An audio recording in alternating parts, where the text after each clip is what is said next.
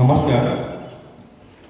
এখানে ন্যাশনাল সংস্কৃতি চারুকলা পরিষদকে আমার তরফ থেকে অশেষ অশেষ ধন্যবাদ এবং উপস্থিত এখানে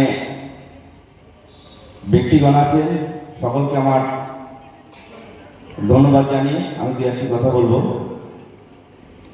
এই যে ন্যাশনাল চারু সংস্কৃতির কলা যে আস্তে আস্তে ধীরে ধীরে উন্নতির দিকে যাচ্ছে, তার জন্য আমি কিন্তু গর্বিত এবং আমার তরফ থেকে আমি চাইব যে আস্তে আস্তে যা সারা ভারতবর্ষে এটা বিস্তার লাভ করুক।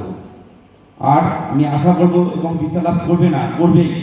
এদের যে একগ্রতা আমি যা দেখতে পাচ্ছি বিগত 8-10 বছর ধরে তিলে তিলে তিলে একটু টুকটু করে এগিয়ে চলেছে এবং এরা একদিন বড় আকার ধারণ করবে এবং বিশাল একটা জায়গায় পৌঁছাবে। আশা করি এখানে যে আছে আমাদের সৈকত প্রচণ্ড পরিশ্রমী, কঠোর পরিশ্রম করে এই জায়গাটা তৈরি করেছে এবং তার সঙ্গে যে তার সহধর্মিণী আমাদের বৌমা প্রচণ্ডভাবে এরা এগিয়ে চলেছে। তার জন্য আমি আমার তরফ থেকে তাদেরকে অশেষ অশেষ ধন্যবাদ জানাই।